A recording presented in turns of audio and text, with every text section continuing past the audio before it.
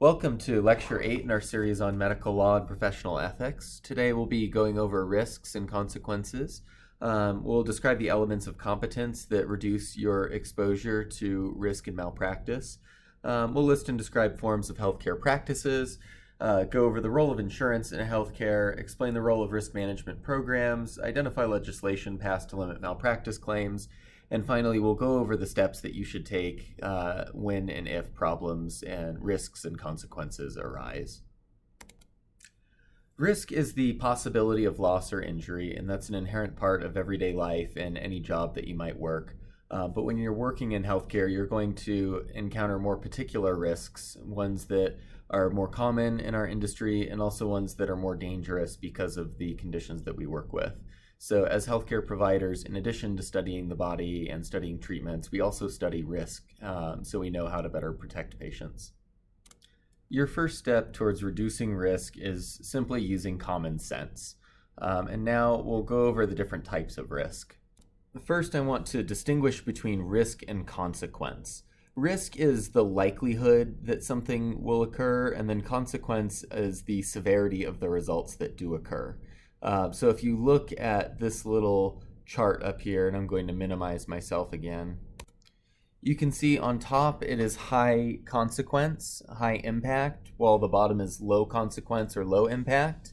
And on the left side, it's low probability, and on the right side, it's high probability. So risk and consequence come together to determine overall risk exposure. And if you see, you don't really need to worry about the low probability, low impact risk down on the bottom left. That's a quick hop over a little bit of water. And you probably don't have to worry about the longer hop over just a little bit of water as well on the bottom right.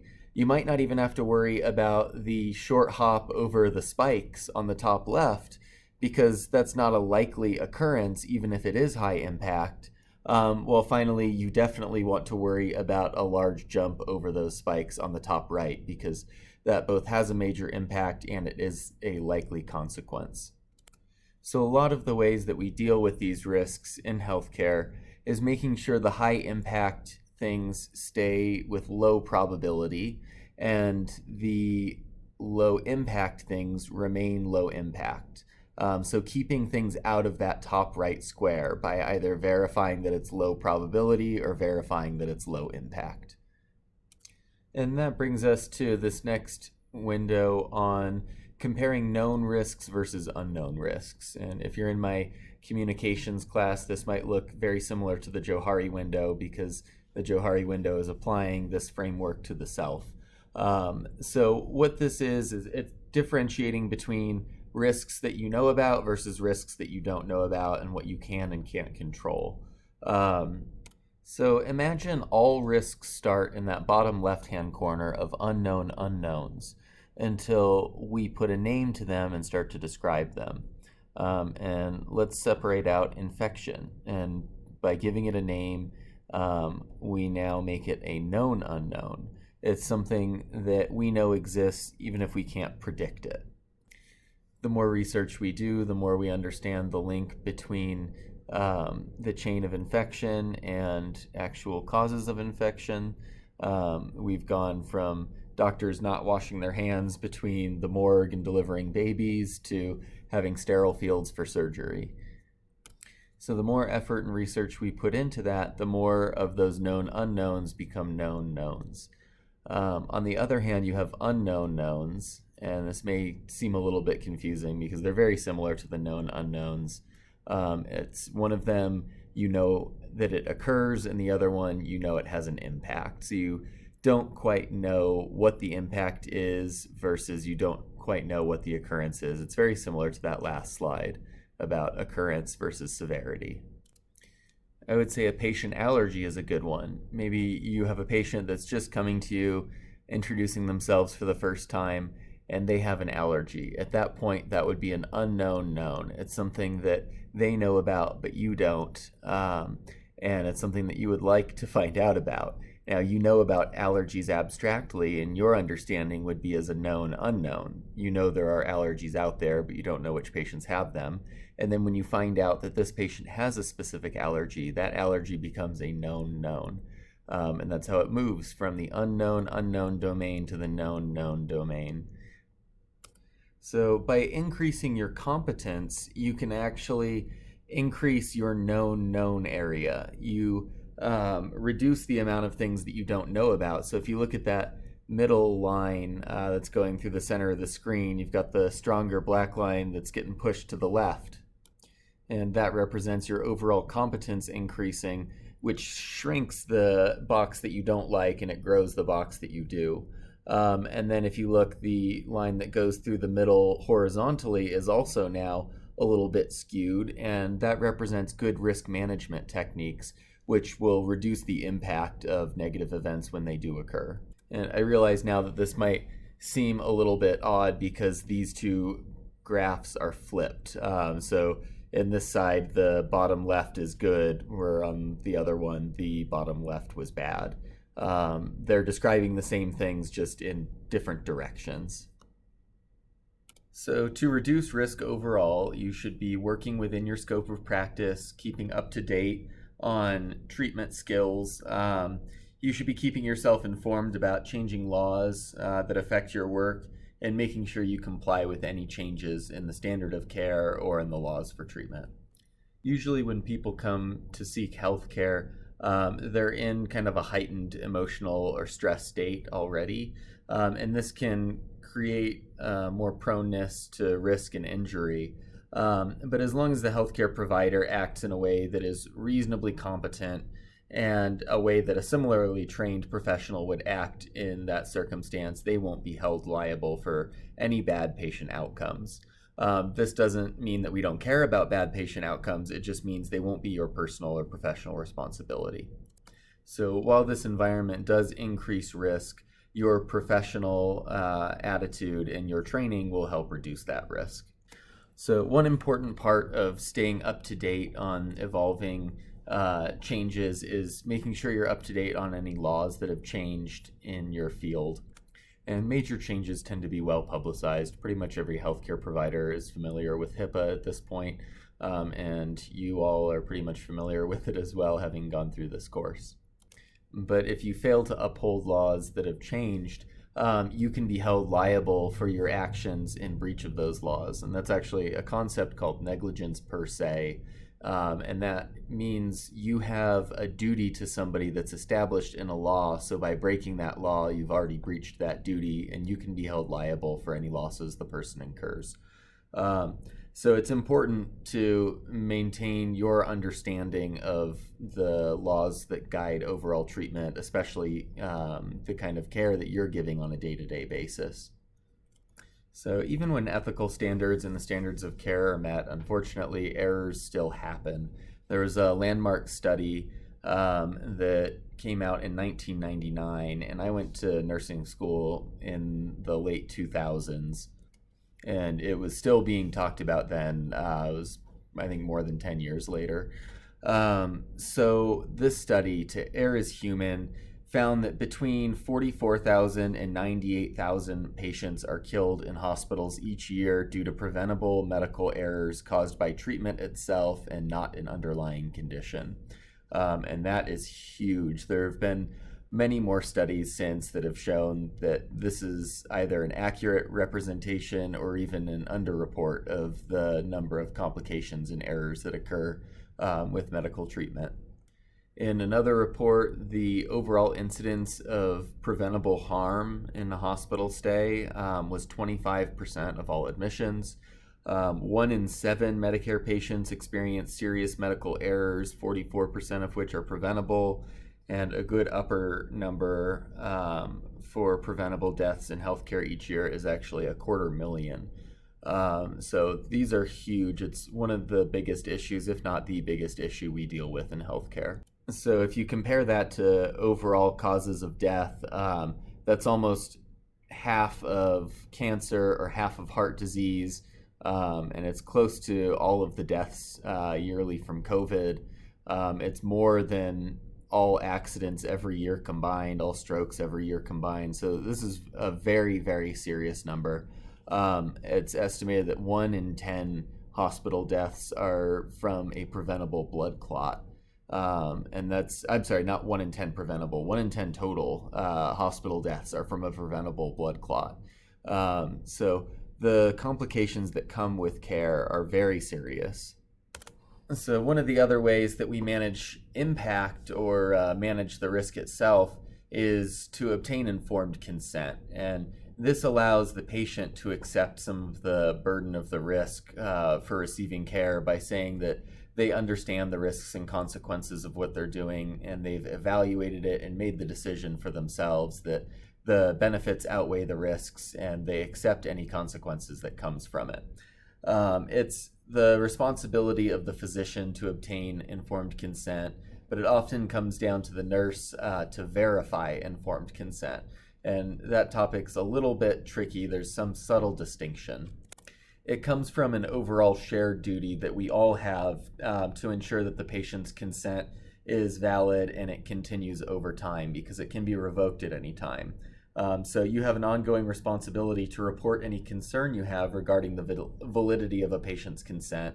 And the more you understand about consenting, about the treatments, about what's going on all around, the better understanding you'll have of the validity of the patient's consent, and therefore more of a duty to speak up if you have a concern. So I'm not really sure why the text puts it in right here, but this is where they jump into malpractice insurance. And it doesn't just relate to skipping informed consent. It relates to anywhere where you're having an error or an issue with negative outcomes for a patient. So what do we have malpractice insurance for? It's to protect ourselves in the event that a negative situation does occur. And that doesn't necessarily mean it was your fault. That's half the reason you want malpractice insurance, is if it wasn't your fault, you don't want to be spending your time dealing with trying to prove something wasn't your fault. You would rather just have that be something that's dealt with quickly and easily by someone else. And just like other types of insurance, you're paying someone a monthly premium, and then they are going to take on the monetary risks involved for your treatment. So if you were to commit malpractice, they're agreeing to pay the damages that result from that.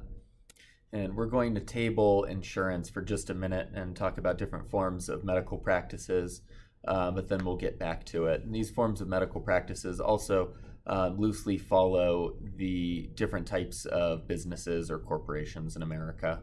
So just like in any business, you can use the corporate structure to limit risk. It's the same in healthcare. So as a healthcare employer, you can practice as an employee. That's when someone else is paying you to provide services. And in that situation, it comes under a legal concept called respondeat superior. And I'm sorry if there's anyone that speaks Latin, please correct me if I'm mispronouncing things.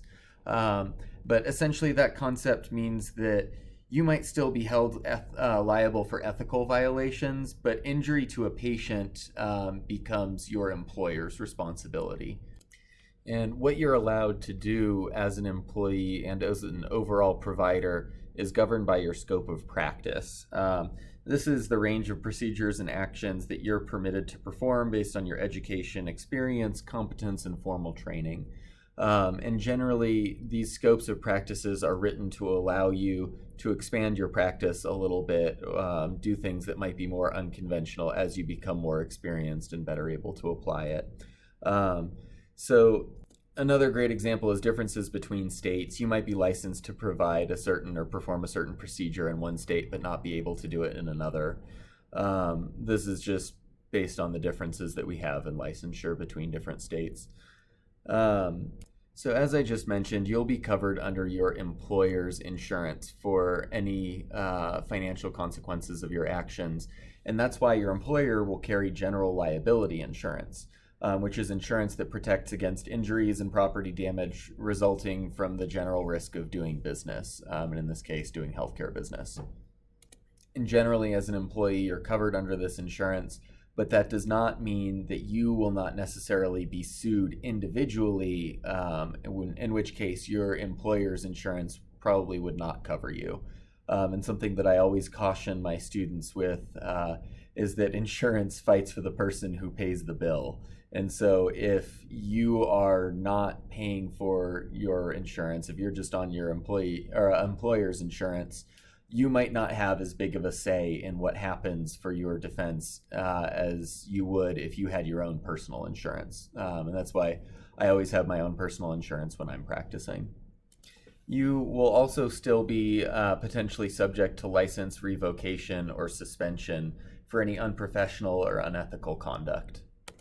And when you're working with a professional license, that professional license is the most important thing you have. That takes precedent over everything else. So if the president of the company tells you to do something and it's outside of your scope of practice, you have a legal duty to say that you're not allowed to do that and explain why, and then not do that thing. So if you wanted to venture out instead of working as an employee and have your own healthcare practice, there are several different types. There's first the sole practitioner, and that's where you are the business is you. There's essentially no difference between them.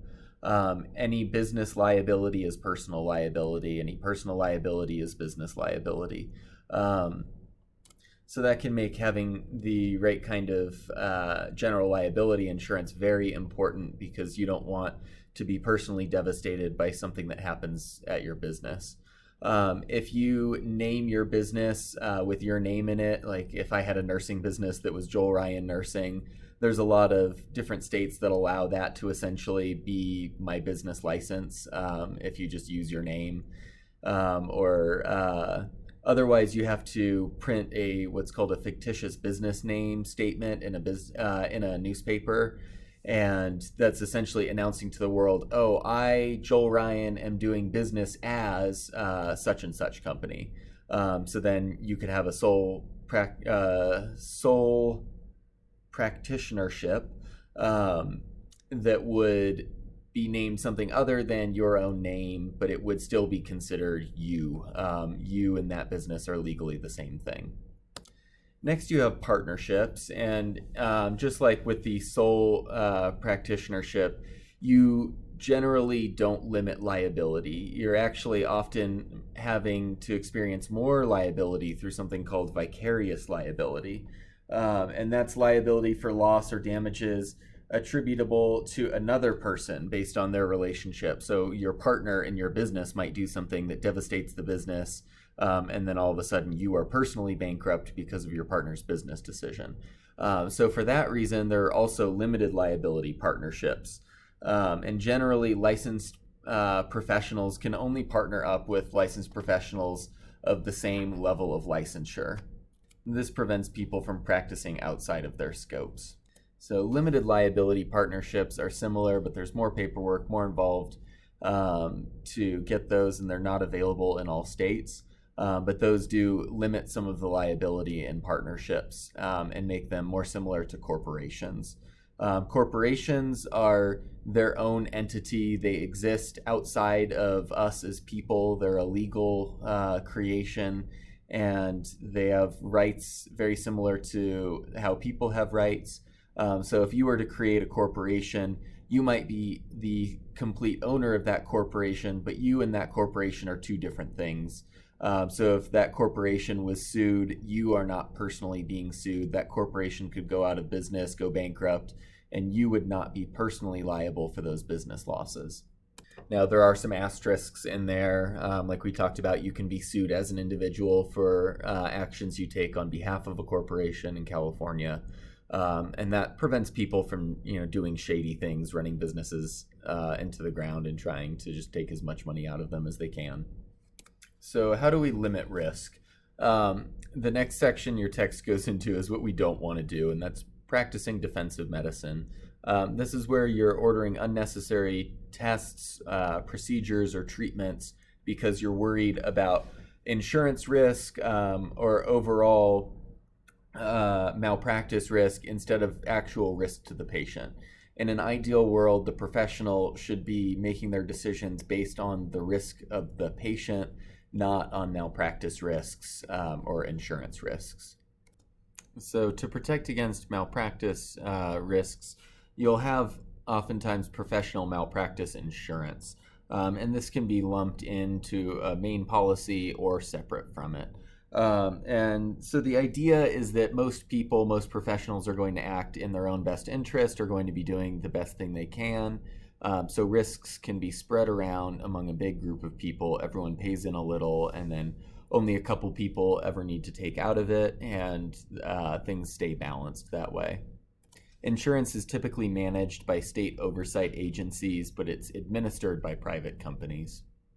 It's important to be aware that the patient is not limited by your policy coverage. So let's say you have $500,000 of malpractice insurance and there's a judgment against you for $1 million.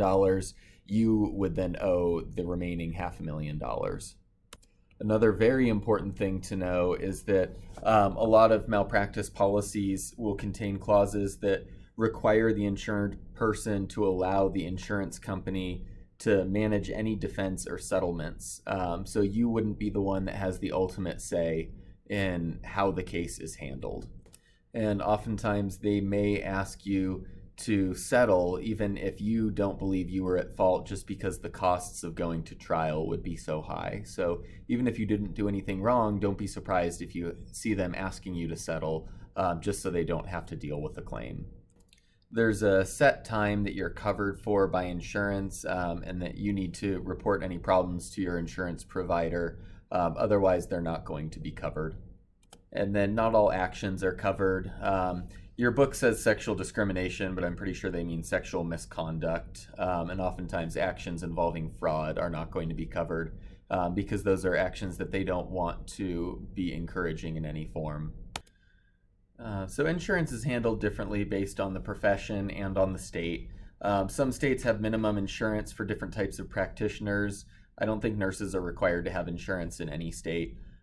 Some employers require practitioners to have their own insurance. I've never had an employer that requires me to have my own nursing insurance, although I have had bosses that have strongly encouraged it. Nevertheless, you may still choose to self-insure. And what does this mean? I've heard people say they're self-insuring for health insurance, and that's not really how health insurance works. Self-insurance isn't just, throwing your hands up and say, I'll pay whatever happens. Self-insurance is actually using your assets, what you have, to manage the risks. So a lot of the time, somebody who wants to self-insure for a business as a practitioner, they will have what's called a stop-loss policy, and that's a term that comes from stock trading.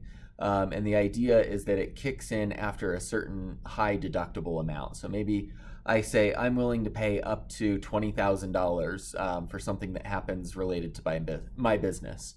But after that, I would want my insurance company to pay for it. I could have a policy that has a $20,000 deductible, and once that's met, it kicks in and maybe they pay out to $1 million. And I wouldn't have to pay as much as if I had a $10,000 deductible or even 15. So this allows you as the practitioner to pay for the smaller claims, but still afford the larger claims. That's a form of self-insurance. So you'll hear a lot about risk management in healthcare, and there are a lot of different companies that exist basically to find risks, find problems, and solve them. That being said, implementation is shoddy at best. I think I've only ever really worked in one health system that I thought had a great risk management program, and they didn't treat it like a risk management program. It was just their overall organizational culture. Nevertheless, there are companies out there that will come and do on-site visits, evaluate facilities, they'll provide consulting, they'll provide telephone center services for taking complaint calls, all sorts of different things. Reports, usually it's reports that don't get put anywhere because what actually needs to be getting done isn't getting done, and that's what's causing all those problems in the end anyway. But that's how life goes, so it is what it is. The text defines risk management as a program to examine causes of loss and design or implement preventative actions or methods to reduce loss. And it calls a program one that includes an assessment of workplace culture with suggestions of how to possibly change it. And that's pretty much what I have seen, a lot of assessments of workplace culture and suggestions for changing it, but never suggesting changing the actual underlying issues. So, take those reports with a grain of salt.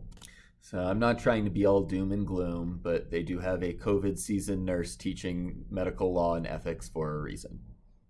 Generally, those are attempts to prevent a workplace culture of blame, which is where people in higher positions tend to not listen to others about what problems are and instead choose problems as centered on a certain person and then get rid of the person rather than the problem. A lot of the times you'll see strings of errors at a hospital, and those are signs of workplace culture problems.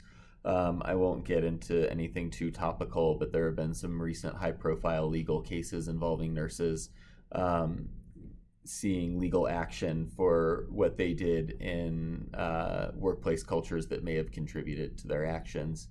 Yeah, it's a big deal. A lot of patients get injured, as we said. What's the statistic here? The Administration for Healthcare Resources and Quality says 115 injuries per 1,000 patient hospital stays. That's 11.5% of hospital stays. Everything from operating on the wrong side of someone's brain to amputating the wrong leg. So what we want to do is focus on prevention instead of blame. And when we find a problem, the question is, how do we prevent this problem from happening again next time, rather than who do we blame for it happening this time? And so an overall continuous quality improvement program is a very, very important thing in the safe delivery of healthcare. And this is actually the only other thing that I've seen real results from. Our ongoing quality assurance committees at different healthcare institutions. They go by different names, but essentially they're committees that meet regularly to talk about different problems and brainstorm potential solutions. They document what they talk about in meeting minutes. Those meeting minutes are then logged and stored, and it can go a very long way to both fixing problems and preventing problems before they occur. But that's not a guarantee that malpractice or errors will be eliminated. They won't. That's just life. A lot of the times, employer-sponsored education can also help reduce risks. So you'll see a lot of employee education programs, anything from preventing patient falls to making sure information sharing is HIPAA compliant. Anything you can think of in the healthcare domain. Some states like California have passed legislation to limit different insurance claims, or actually tort claims, malpractice claims, so not necessarily insurance. But they've limited general damage claims against physicians to $250,000, and the idea is to prevent a situation where people have an incentive to go after physicians, be litigious, sue them for things that they shouldn't actually sue them for. All right, finally, what do you do when problems arise? The first thing you want to do whenever you have a problem with a patient is ensure the health of the patient. Patients come first. So if there's a problem with them, is it going to continue to affect them? What did you do immediately to correct the problem and ensure their safety?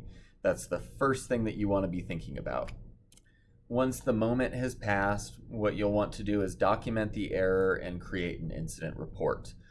Pretty much every institution will have their own version of this, and I will throw in my whispered words of caution to keep in mind who the incident reports are going to.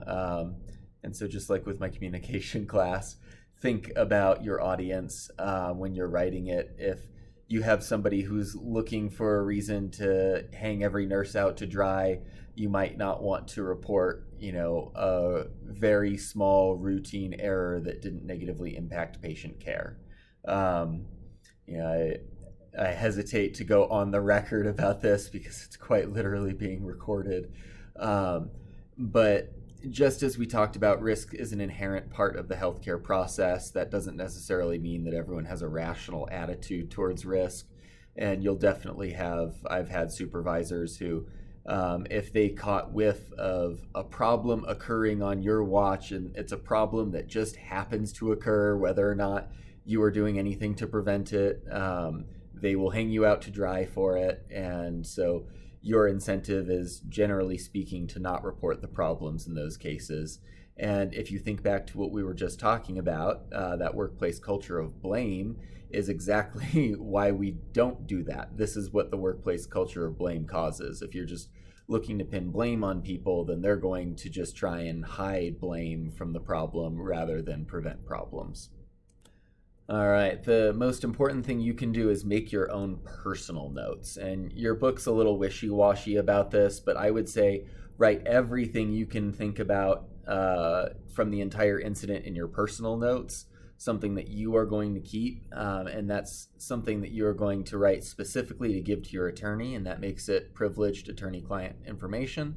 And then write your other incident report from those notes. So only include the exact relevant details in your incident report, but in your personal notes, include every single thing you can think of.